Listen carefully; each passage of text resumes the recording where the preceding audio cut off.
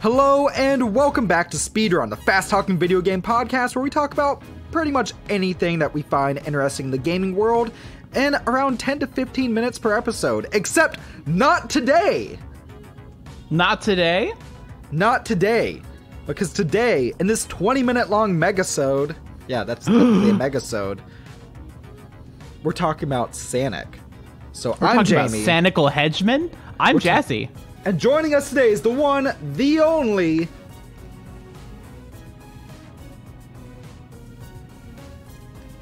G, you there?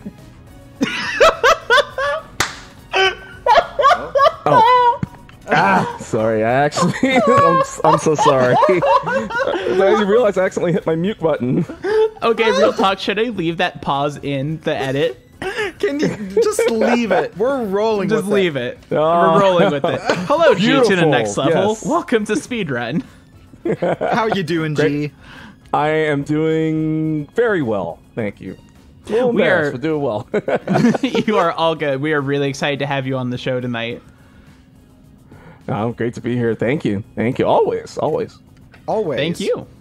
G, you are a YouTuber behind the G the Next Level YouTube channel.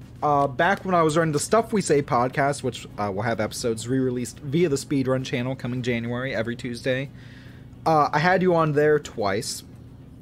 You are a former admin of the Houston Retro Gamers group. Yes, sir.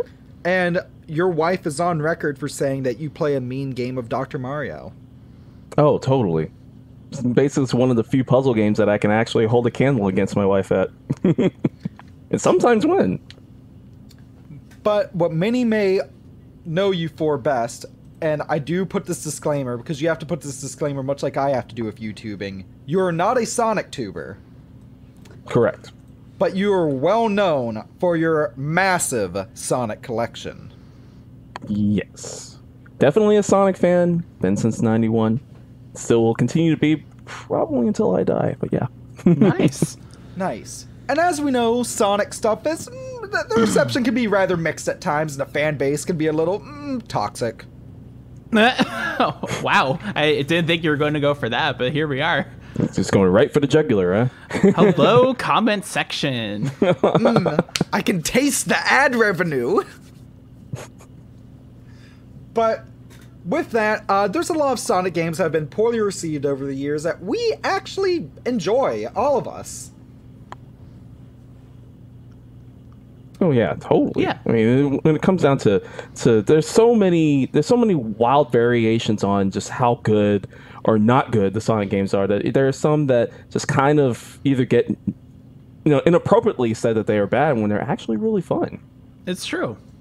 Absolutely. And as always, I think before I start the timer and we go into today's topic, guilty pleasure Sonic games, even though we explained why the term guilty pleasure might not be accurate, because I don't think any of us feel guilty about liking video games of any sort.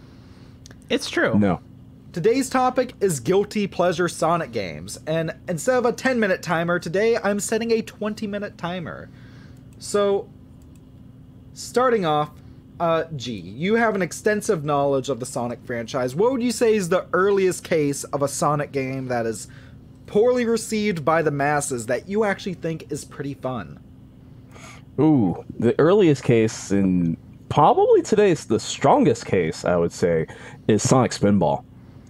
I think it just really comes down to Sonic Spinball. To me, is one of my... I love pinball, like in the arcade, but I'm going to be completely honest, I've never really been that big into video pinball. So when something like Sonic Spinball comes around, and where the boards are just so creative, encouraging you to go through and explore the entire stage to find all the Chaos Emeralds, and you have to activate this particular lever and go, and then, to me, I think the music is, even though it might not have been, translated to Genesis the best way through gems, but I think it's great, and it's a challenging game. It's hard, and you have to practice. You're going to die a lot, and that's why I think a lot of the hate for it really comes down to is that a lot of people say, "Oh, it's just too hard." I was like, well, if you practice, then you might be able to 1cc it, like me. Nice. I love that. Like me. Like me. On a good day. Let me put an asterisk on that. On a good day. Well, and I think the thing with Spinball as well is it's very arcadey in nature. It is. It is, totally. Because we're talking about a game that's, what, 4 boards long, 4 levels long. It has to be hard. Just to make sure, I'm talking about the Genesis version, not the Game Gear / Master System version. That one's actually bad. Yeah, that one's barely playable. But the Genesis version, yeah, I think I'm in the same boat here. I don't know. I have fond memories of playing it via the Sonic's Ultimate Genesis collection. Oh yeah. Yeah, it's a good game. Jazzy, how about you? You ever play Sonic Spinball? I played it on the Sega Genesis collection. I forget the exact title of it. On the Xbox 360 that came out back before I had. That's the one. Yes, back that's the before. Ultimate Genesis collection. Yeah. Yes, that's the one. Back before I turned to dust, I played Spinball on there, and I really liked it. It definitely suffered from the whole the poor Genesis processor goes when there's too many things happening on the screen, and it's like, ooh, I can hear the processor just screaming out in pain. But when it wasn't chugging, I really liked it. Would you say it's making the processor just blast away? The processor was certainly getting blasted, all right. And I think we're in the same boat. I know I'm infamously the person who defended both Sonic R and Sonic Forces, the latter of those twice. But I think moving forward in time, Sonic R also gets too much flack in my opinion. What are y'all's thoughts? I love. This is one where I might be a little bit different on, because I love the concept of Sonic R, and just basically the concept and the idea, and the graphics are excellent. For a Saturn game, they are outstanding graphics. Truly. But it's just the gameplay is it's so stiff. That's the turning is just way too stiff for something like a Sonic game for me to really like it. But at the same time, you can't deny its amazing soundtrack. You can't. It literally is the reason to play that game is the soundtrack. I totally agree. Or the biggest reason. Even if I disagree, I can see your point here. Look at this respectful discussion on the internet. I know about Sonic. About Sonic. Anyways, here's the 20-page backstory to my OC. So here's my take on Sonic R. I was not a huge fan of the gameplay itself. Love the soundtrack, but I'm going to approach this from the perspective of an audio producer. And this is very much a similar problem I had with Mario Odyssey and Breath of the Wild, which I know. Get your pitchforks ready. I'm ready for it. Oh no, I'm listening. You have my attention. I'm interested. As an audio producer, it bugs me because it's so quiet. Because in Odyssey and Breath of the Wild, there's a very obvious lack of soundtrack a lot of the time. And then Sonic R, it's all soundtrack, and all you hear is the footsteps. The foot sound. Yeah. Yeah, because in a racing game, I expect to hear that's supposed to be a gear shift, what you just heard, my really bad impression of. But you don't. It's just you hear the little pitter-patter of hedgehog footfalls, and it's this is weird. It doesn't give that sense of going fast. You expect to hear the wind going past you or something, Yeah, because correct me if I'm wrong, Robotnik doesn't have a sound either. You play as him, right? No. Yeah, and that's extra weird because it's in a ship. Yeah, shouldn't he have little spaceship noises? He should just have the sound effects from Space Cadet Pinball whenever he's steering around. He totally should, though. He could at least have had the sound, you know what I mean? Yeah. Or the Jetson sound. Yeah. Sonic modders make it happen. Sonic modders make it happen. No, what we need is running Eggman without his ship, so we can see his long spandex-covered legs just chicken running across the stage. No, I think that's a good segue into Sonic Adventure 2. I still think is great. It's a great game. It's got a lot of hate, but you can see Eggman's long, beautiful spandex-coated legs. Jazzie's must-have inclusion for any great Sonic game into Chow Gardens. By the way, Chow Garden, it was great in SA1, better in SA2. Especially if you hook it up to a GBA.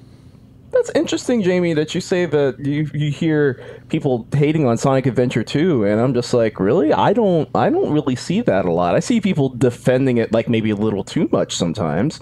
Like there are some very major flaws with the game, absolutely. but most people I talk to don't. I'm like, that's interesting that you see people actually hating on it. I've only ever heard people like pouring out love for it, and I think why that is because you look at SA2 versus Sonic 06, which are not too far away in terms of release date, and it's it's very obvious to see that SA2 is head and shoulders above Sonic 06, as we all know. That being said, it's still very glitchy and awkward to control and everything, but while being kind of awkward, it's fun. And even though the GameCube visually looks really weird because it was originally made to run on a Dreamcast, and on the Dreamcast it looks fantastic. It's one of those things where it's just like, it is a good game. It's a fantastic game in comparison to one of its peers. I think it's one of those situations. I could see that, but I think a lot of people for Sonic Adventure 2, and I can tell you this because I married one that has this kind of outlook on Sonic. Her first Sonic game was Sonic Adventure 2 Battle on the Dreamcast. That game sold like gangbusters. I think it was a lot of people's gateway into the Sonic franchise. I really think it was kind of like how Sonic 2 was on the Genesis. I think that those two games are kind of the apex. It's kind of like what you would see with people with Final Fantasy VII or Tales of Symphonia, or I guess even to an extent The Legend of Zelda Ocarina of Time. These were a lot of people's first gateways into the franchise, and so they hold it a little bit closer and dear to them because nostalgia. So it's like, I totally understand that, but I will still defend Sonic Adventure 2 to this day. However, I'm hoping that for the 30th anniversary, I'm hoping that we get a remake of the original Sonic Adventure. Not 2, because I think 2 still holds up well. It's the first one that needs a full-on remake, because it was really good, but its flaws are just, it's rough to play today. I am so sorry that I almost interrupted you in there. I was literally about to say, halfway through that, before you said the remaster, I was literally about to say, like, please come on the show more, because you have amazing opinions. Yeah, you act like these are going to be hot takes, but no, I'm like, nah, I'm kind of vibing with what you're saying, man. I'm very much so vibing. These are hot takes in the regards where they're like a warm stack of flapjacks at Denny's at 3 a.m. They're that kind of hot. They're like yummy and good. They're good takes. Yeah, like this is hot like a nice piping hot cup of hot cocoa. Do you mind if I put a little bit of juicy syrup on top of that hot stack? All of it. Ooh, all of it. Oh, absolutely. I'd say, personally, one of my favorite Sonic games in recent years is Sonic Lost World on the Wii U. And that's one that really gets a lot of hate, and it's like, part of it, I'm just like, I understand, I get it. It's not a traditional Sonic game, and I get it, but kind of from the very beginning, it was really shown to be that it wasn't going to be a traditional Sonic game. It's not just about speed as much anymore. A lot of it is about careful platforming. A lot of it is about exploration. The world is strange, but it's because of that strange world and how gorgeous it is that I couldn't stop playing it. Like, when I finally got a Wii U and I finally got a chance to play Lost World for the first time, I couldn't stop playing it because I thought, this is great. And most people say it's like, oh, it's just a ripoff of Super Mario Galaxy. And I'm like, yeah, and? It is a little bit, but it still oddly feels like a Sonic game. But it's just that much. And I know, Jamie, you've talked about it before on stuff we play about how you literally couldn't play Sonic Lost World, and that's unfortunate. To go into this, I don't know what it is, and this isn't something that happened as a kid, but as I get older, like, I notice that there's sections in games where, like, the screen spins around a lot. It'll just give me a freaking headache, and I'll have to put it down. And I have that problem with, because Lost World, the voice acting, on point. Sonic typically has very great voice acting in this game. The writing, on point, even if I think the Deadly Six is very one-dimensional. The graphics, easily one of the most colorful, vibrant games on the Wii U. It looks great. It's gorgeous. I love both the Yoshi's Island and the Knights DLC, and the fact that Yoshi's Island and Knights are something that are referenced in the same game. I know, it's like, when you think about it, it's just like, wow, that Knights actually got mentioned in something. Yeah. It's like, that's just kind of Sega as a whole. It's just like, when people say, "Oh, Sega completely ignores all the rest of their IPs other than Sonic and Yakuza," and I'm like, "No, that's not true." Because every now and then they'll give us just like a little tiny snippets, like, "Hey, you like Billy Hatcher? Okay, there's a cameo of Billy Hatcher here." And it's like, "Oh, you like Skies of Arcadia? Well, here's a tweet about Skies of Arcadia today." And I'm just like, "That's nice and all, but you know, New game. I'm going to put on my nerd hat here. Everyone should know that at this point I'm the resident MMORPG nerd, and I just wanted to throw it in there that Sega's masterpiece, Phantasy Star Online, they made very liberal references to like Sonic and Knights, and a lot of their IPs somehow wove their way into PSO. And Happy Console Gamer, which is one of my favorite channels on YouTube. Hi, Johnny. That's a shout out. Oh, Hi, Johnny. He's great. Did this amazing video that got me like jazzed about Phantasy Star Online, more jazzed than I have been since I hooked up a keyboard to my GameCube. And I'm just like, ooh, I gotta get in on this. And then I saw like there's the Opa Opa, and then all these other references. I'm like, okay, this is really cool. Sega really cares, especially in that era of like the Dreamcast, GameCube era. You can tell like the care and the love that they put into their stuff. I think, that's not something that a lot of companies can really say about their IPs. Oh, Also- totally. I agree. also, we got Billy especially Hatcher for in somebody that who. era. Yes, we did. Sorry, as you were saying, G. Oh, no. That's fine. I was just saying, especially for somebody like me who played every facet of Phantasy Star Online from Dreamcast to GameCube to Xbox to PC, and probably soon again to Xbox One at some point for Phantasy Star Online too. But yeah, it's just that they're more than that. I understand that. Could they dig into the well a little more? Oh, absolutely. And I hope that they do. But it's not to say that they don't completely ignore their past, and especially when they happen to pop another game onto a different console that you totally would have never expected it, which leads me into the next game I wanted to talk about, which is Sonic the Hedgehog Pocket Adventure or Neo Geo Pocket. People hate on that one? I've heard some people hate on it. Oh. And I think a part of it is kind of justified, just mainly for the fact that Sonic is always kind of awkward on a vertical screen, and I do get that, because like between a vertical screen and like a horizontal screen or a square screen, more or less, it is a little bit tricky to get used to. But I mean, it's nowhere near as bad as something like Sonic N, where it's like it's barely playable. Like, to me, I love the Neo Geo Pocket version, even though I thought it was a little strange that they took the music from Sonic 3 and put it into Sonic 2. But the game plays great. I love its use of the micro switch controller, the click stick D-pad.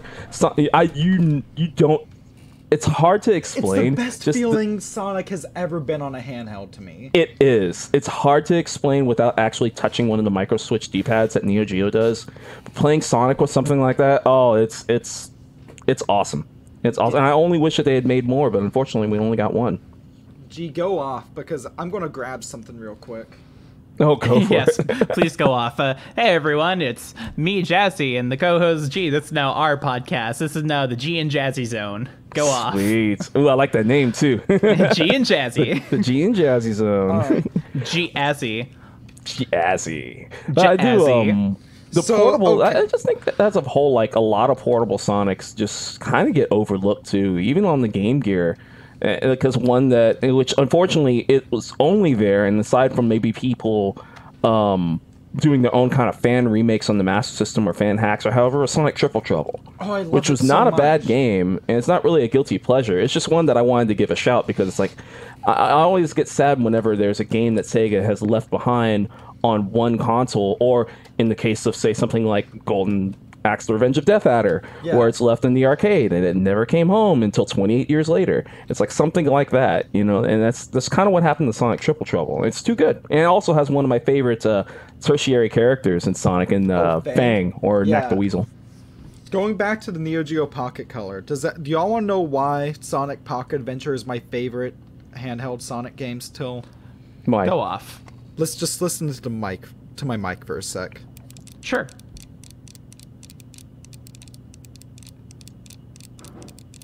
Y'all hearing this? Now I am. I don't hear anything. Here, let me just... I'm trying to pick up the sounds of the micro switch joystick.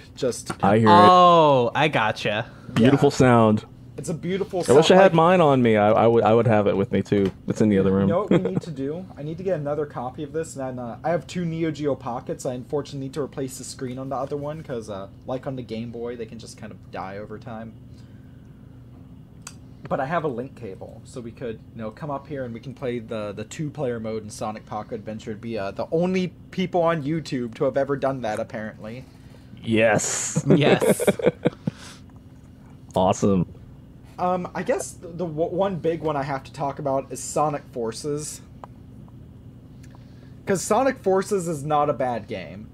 It's not. Comment section. Let me hold on. Here's my keyboard. Here's the comment section. Just furiously typing away. But the thing is that let me just get that. Let me just get that flame shield and just put it, right here. Dang, that's a lot of ash on it. Oh, okay. But the thing is that I've definitely gotten more critical of it over time. I wouldn't call it a good game, but I wouldn't call it a bad game. My main issue isn't with the controller or anything. I just think the stages are too short. Game's just too easy. Yeah. Overall, it's too easy. Like, even the endgame stages can be beaten in like a minute and a half. Yeah. But it's not a bad game. It has some really good ideas. Oh no, I agree. I fully agree. It's kind of when I played it for the first time, my first immediate thought was, this is an extra ADD Sonic, if that makes sense. I mean, like, it's meant to be done in like bite-sized chunks. So you don't really feel satisfied whenever you finish a level or whenever you do anything. It's like you do want more, but at the same time you don't want more because you weren't really impressed by it. But you're not angry with it. You're just kind of there. It's solid, but that's about it. I can't say anything more about it. It's like like if I were to rank all the Sonic, like the mainline Sonic games coming soon, the G to the next level. If I wanted to rank all the Sonic games, I would tell you right now, Sonic Forces would be right in the middle, because like I can't say it's a solid game. It's to me, but I will always say with Forces that it was a step in the right direction, and I will defend that it definitely was a step in the right direction, even if it wasn't mind blowing. Yeah, I'd argue its other biggest. Excuse me. I'd argue its other biggest issue is they released that literally months after Mania. Yeah, that was an awful decision. I'm not gonna quip on that. That was an awful decision. Because the thing is, by that, would it be fair to say they inadvertently made them compete with themselves? They did, and Mania was so good that it basically had big shoes to fill. That's kind of what I was trying to get at. It's like now you have to follow up after that. So what's the follow up after that? Oh, Sonic Forces. Which is unfortunate. Because I like I said, I thought it was good. Mm-hmm. It was decent. Let me take that back. It was decent. It was serviceable. And I've always said this. This is a mantra of my channel, and pretty much with anything here too, is that I would rather play a bad game that I can actually maybe get some chuckles out of, or I have something to talk about, than a bland, boring game that goes nowhere and I don't really have anything to say. That's kind of Sonic Forces, unfortunately. I was going to say, that's the same argument on why I'd say I'd rather play Sonic 06 over... That's the timer going off. And you're talking about Sonic 06. That's a perfect time dang to start. it. I was really hoping I could, squeeze in there and shoot a free throw before the timer, but no such luck. Let's all get our final thoughts in. Mine's just going to be... This is why I say I would rather play Sonic 06 over Sonic Labyrinth, because Sonic 06 is maybe the worst game I've ever played, but Sonic Labyrinth is boring. Sonic 06 is funny and bad. Labyrinth is boring, and that's almost worse. I'd argue being boring is worse than being bad, because at least if your game's terrible, it's memorable. Yeah. I think I'd have to say I would actually rather play Sonic 06 than Shadow the Hedgehog, if that makes a lot of sense. Really? Yes. Yeah, I have a lot of problems. In fact, I'm planning on doing an entire video on it. I don't really do single game reviews anymore, but I would like to do something about Shadow, because I've had this kind of thought in my mind for a while, and why I feel that it is the most nothing game in the entire Sonic franchise. Oh, yeah, that one it's only gotten worse over time too. Because the game, it doesn't play awfully. Some of the stage design's garbage, but like, it's so over the top and stupid that it takes itself so seriously. I can't help but laugh at it. Yeah. Yeah, but then you actually play it, and it's like, My last closing thought, super duper quick, because I know we're butting right up against the time limit. I enjoy Sonic Heroes, and people dunk on it. That's my final thought. Sonic Heroes fucking rocks. I love Sonic Heroes. Yeah, it does. We're Sonic Heroes! I'll say this one last thing. Sonic Spinball is good. You just need to get good. Ooh! And on that, Spicy. fire! Fiery comment. G, would you like to plug where people can find you? Yes, please do. Absolutely. Yes, you can find me on YouTube, youtube.com/G to the next level. You can also find me on Twitch, twitch.tv/G to the next level. And I am also on Twitter and Instagram as well. Excellent. Awesome. And then, of course, I'm Jamie, and you can suggest episodes for the podcast either by DMing me on Twitter at Stuff We Play. Join the Stuff We Play Discord server, where the links to that are in the description of each podcast, or by emailing me at jamie@stuffweplay.com. Jazzie, anything you'd like to plug?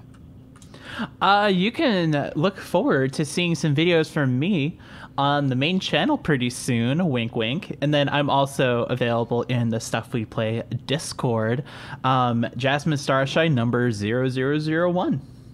Yes. Awesome. I'm looking forward to those videos, Jazzie. Oh my yeah. god, thank you. World That of actually means a lot. Jazzcraft.